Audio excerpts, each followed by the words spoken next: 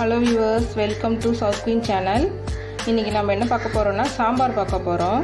காய் போட்ட சாம்பார் பார்க்க போகிறோம், வெஜிடபிள்ஸ்லாம் போட்டு. இதில் இது பழைய டிஷ் தான் இது. ஆனால் இருந்தாலும் சாம்பார் எப்படி நம்மளுக்கு டேஸ்ட்டாக செய்யணுன்றதுக்கான வீடியோ தான் இது. பிகினர்ஸ்க்கும் அப்புறம் என்ன தான் நம்ம வச்சாலும் சாம்பார் நல்லாவே இருக்க மாட்டுது அப்படின்னு நினைக்கிறவங்களுக்கும் தான் இந்த வீடியோ. இந்த வீடியோ உங்களுக்கு ரொம்ப ஹெல்ப்ஃபுல்லாக இருக்கும்னு நினைக்கிறேன். ஃபஸ்ட் டைம் பார்க்குறவங்க நம்ம வீடியோவை சப்ஸ்கிரைப் பண்ணிவிட்டு பாருங்கள். வீடியோவை ஃபுல்லாக ஸ்கிப் பண்ணாமல் பாருங்கள். நான் குக்கரில் தான் வேக வைக்கிறேன், அதனால் நம்ம தேவையான அளவுக்கு பருப்பு எடுத்துக்கிறேன். 1 ஸ்பூன் ஜீரகம், அப்புறம் ஒரு 10 பல் அளவுக்கு பூண்டு எடுத்து வச்சுருக்கேன். இதை நம்ம உங்கள் குக்கரில் எப்படி பருப்பு வேக வைக்கணுமோ அந்த அளவுக்கு நல்லா வேக வச்சு எடுத்துக்கோங்க. ஆனால் ஒரு சில குக்கரில் 3 விசில் 4 விசில் வைப்பீங்க. உங்கள் குக்கரில் எந்த அளவுக்கு வேகுமோ அந்த அளவுக்கு விசில் வச்சு நல்லா வேக வச்சு எடுத்துக்க. ஆனால் ரொம்ப குழைய எடுத்துக்காதீங்க.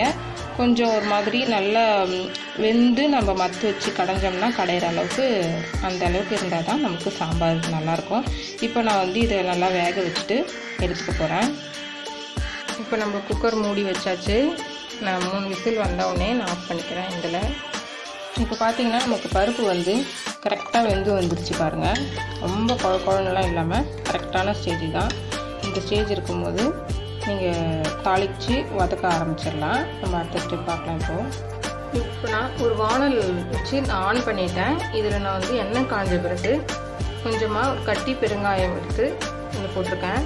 இது நல்லா திருப்பி விட்டோன்னே கொஞ்சம் பெருசாகும். அந்த ஸ்டேஜ் வரைக்கும் நம்ம இதை வறுத்துப்போம். நீங்கள் வேறு பெருங்காயம்லாம் சேர்த்திங்கன்னா டேஸ்ட் அந்த அளவுக்கு வராது. அதனால் நீங்கள் கட்டி பெருங்காயம், இந்த பெருசாக விற்க முடியல இந்த கரிச்சி பெருங்காயம்லாம் அந்த மாதிரி வாங்கி இந்தமாரி பீஸாக கட் பண்ணி நீங்கள் போட்டுக்கோங்க. அதுதான் நல்லாயிருக்கும், நம்ம சாம்பாருக்கு டேஸ்ட்டு நல்லா கொடுக்கும். இப்போ இதில் நான் ஒரு 1/2 ஸ்பூன் அளவுக்கு கடுகு போட்டுக்கிறேன்.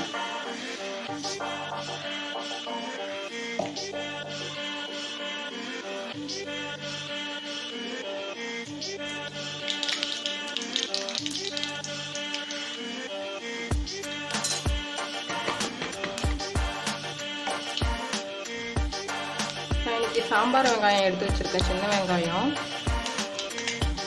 நீங்கள் பெரிய வெங்காயம் கூட போட்டுக்கலாம், சேம் டேஸ்ட் தான். ஒன்றும் பண்ணாது. சின்ன வெங்காயம் நல்லதுன்றதால, நம்ம சீசன் டைம்ன்றதாலையும் நான் சின்ன வெங்காயம் எடுத்துருக்கேன்.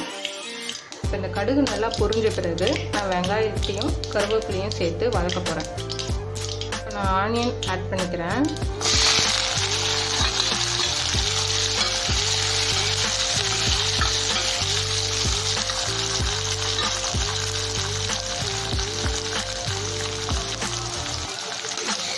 இது கொஞ்சம் வதங்கினோடனே நம்ம தக்காளி சேர்த்து வதக்கிக்கலாம்.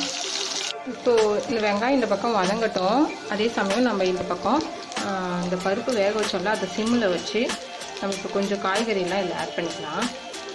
இப்போ இதில் பார்த்திங்கன்னா நான் ஒரு முருங்கைக்காய், மாங்காய், ஒரு பச்சை மிளகாய், நீங்கள் காரத்துக்கு தகுந்த 2 பச்சை மிளகாய் கூட சேர்த்துக்கலாம்.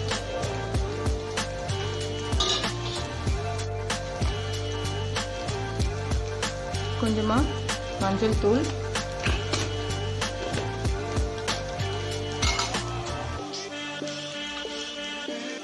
ஒரு ஸ்பூன் இல்லை ஒரு 3/4 ஸ்பூன் அளவுக்கு தனி மிளகாய் தூள் எடுத்துருக்கேன்.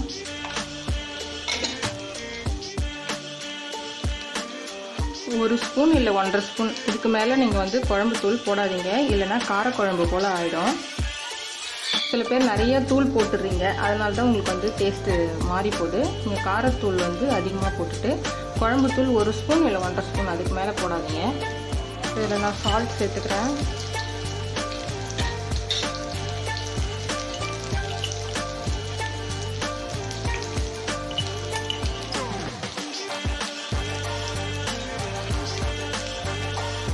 பத்தலைன்னா நம்ம திரும்ப போட்டுக்கலாம். சால்ட்டு அதிகமாகிடுச்சுன்னா நம்மளால் சாப்பிட முடியாது. அவ்வளோதான். இது ஒரு பக்கம் அப்படியே சிம்மிலே இருக்கட்டும். இந்த காய்கறிலாம் நமக்கு வேகணும்னு அதாவது வதக்கணும்னு தேவையில்லை. அதனால் நான் டைரெக்டாக பருப்புலேயே போட்டுட்டு இதை சிம்மிலே வச்சுக்கிட்டேன். இதை தாளித்து இதில் கொட்ட போகிறோம். நம்ம இதில் வதக்கிறத எடுத்து நம்ம இதில் ஆட் பண்ண போகிறோம். இப்போ வெங்காயம் நமக்கு வதங்கிடுச்சு. நான் தக்காளி ஆட் பண்ணி நல்லா வதக்கிக்கிறேன்.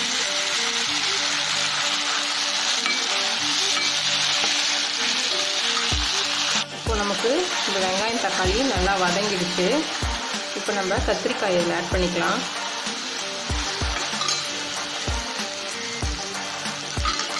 இதை நல்லா வதக்கிக்கலாம். கத்திரிக்காய் மட்டும் நல்லா வதங்கினா போதும், மீதிக்காயெல்லாம் நம்ம வெந்தால் போதும். அதனால தான் நம்மளுக்கு வந்து பருப்பில் போட்டு தனியாக வேக வச்சுருக்கோம்.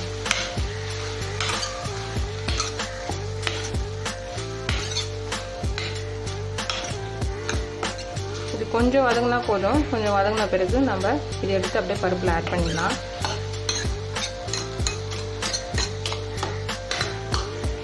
நீங்கள் வேறு எந்த காய்கறி போட்டு சாம்பார் வச்சா கூட இந்த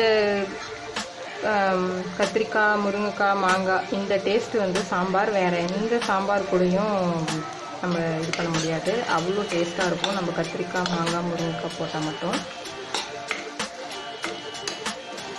நான் வேறு எந்த இந்த காய்கறி 3 இல்லைன்னா பட்சத்தில் தான் வேறு காய்கறி போட்டு சாம்பார் வைப்பேன். இல்லைன்னா நான் கத்திரிக்காய், முருங்கைக்காய், மாங்காய் போட்டு தான் எங்கள் வீட்டில் யூஸ்வலாக சாம்பார் வைப்போம். இப்போ இந்த கத்திரிக்காய் நல்லா வதங்கட்டும். இப்போ இது நல்லா வதங்கிடுச்சு.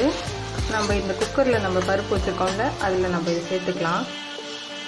இப்போ பாருங்கள், நம்ம இதுக்கு வந்து நம்ம காய்கறியெல்லாம் வேக வச்சு அந்த பருப்பில் இது நல்லா கொதி வந்திருக்கு. இந்த சைடில் நம்ம வதக்கி வச்சதையும் இது கூட ஆட் பண்ணிக்கலாம்.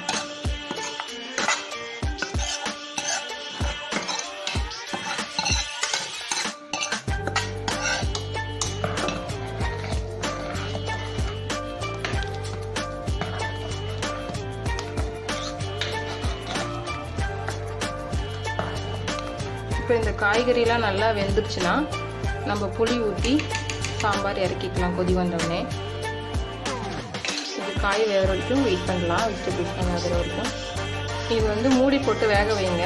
ஆனால் விசில்லாம் போடாதீங்க, டைட்டாக சும்மா இந்த குக்கரோட மூடியை மேலே வச்சா போதும். இப்போ பாருங்கள், நம்ம காய்கறியெல்லாம் நல்லா வெந்துருச்சு. இப்போ என்ன பண்ணலாம், புளி கரைச்சலை இதில் ஊற்றிக்கலாம். நீங்கள் கெட்டியாக இருந்துச்சுனாலும் புளி தண்ணி கூட நீங்கள் எவ்வளோ தண்ணி வேணுமோ சேர்த்து நீங்கள் கலந்துக்கோங்க. ஒரு 2லேருந்து ஒரு 3 நிமிஷம் இது கொதி வந்ததுன்னா நம்ம சாம்பார் ரெடி. லாஸ்ட்டில் இறக்கக்குள்ளே நீங்கள் கொத்தமல்லி தழை இருந்தாலும் இதில் சேர்த்துக்கலாம். என்கிட்ட இன்றைக்கி இல்லை, அதனால் நான் சேர்க்கலை. இது கொதி வந்த பிறகு 2 நிமிஷம் கழிச்சு நம்ம பார்க்கலாம். பாருங்கள், நம்ம புளி ஊற்றின பிறகு காய்கறி நல்லா வெந்துருச்சு, நல்லா கொதி வந்துச்சு, இந்த பச்சை வாசனைலாம் போயிடுச்சு. இதில் என்னென்னா பார்த்தீங்கன்னா, ஒரு சில பேர் காய்கறி போடும்போதே புளி ஊற்றிடுறாங்க. அப்படி பண்ணாதீங்க. காய்கறி கொஞ்சம் நல்லா வெந்த பிறகு, ஒரு 3/4 பாகம் வெந்த பிறகு கூட நீங்கள் புளி ஊற்றி ஒரு 5 நிமிஷமோ இல்லை 2 நிமிஷமோ அந்த காய்கறி வேகிற வரைக்கும் நீங்கள் கொதிக்க வச்சிங்கன்னா சாம்பாரோட டேஸ்ட் நல்லாயிருக்கும். இப்போ நம்ம சாம்பார் செஞ்சு முடிச்சாச்சு. இது எப்படி இருந்துச்சுன்னு நீங்கள் கமெண்ட்டில் சொல்லுங்கள். நான் அப்கமிங் வீடியோஸில் கிள்ளு சாம்பார்னு சொல்லுவோம் நாங்கள் எங்கள் ஊரில், அதுக்கப்புறம் இட்லி சாம்பார், இதெல்லாம் வந்து அப்கமிங் வீடியோஸில் நான் உங்களுக்கு வந்து அப்லோட் பண்ணுறேன். இந்த சாம்பார் எவ்வளோ சூப்பராக ரெடி ஆகிடுச்சுன்னு பாருங்கள். இது இட்லி, தோசை, ரைஸ் எல்லாத்துக்குமே நல்லாயிருக்கும், சப்பாத்தி எல்லாத்துக்குமே நல்லாயிருக்கும். ட்ரை பண்ணி பாருங்கள். இந்த வீடியோ உங்களுக்கு பிடிச்சதுன்னா லைக் பண்ணுங்கள், ஷேர் பண்ணுங்கள். மறக்காமல் சவுத் குயின் சேனலுக்கு சப்ஸ்கிரைப் பண்ணுங்கள். பாய்.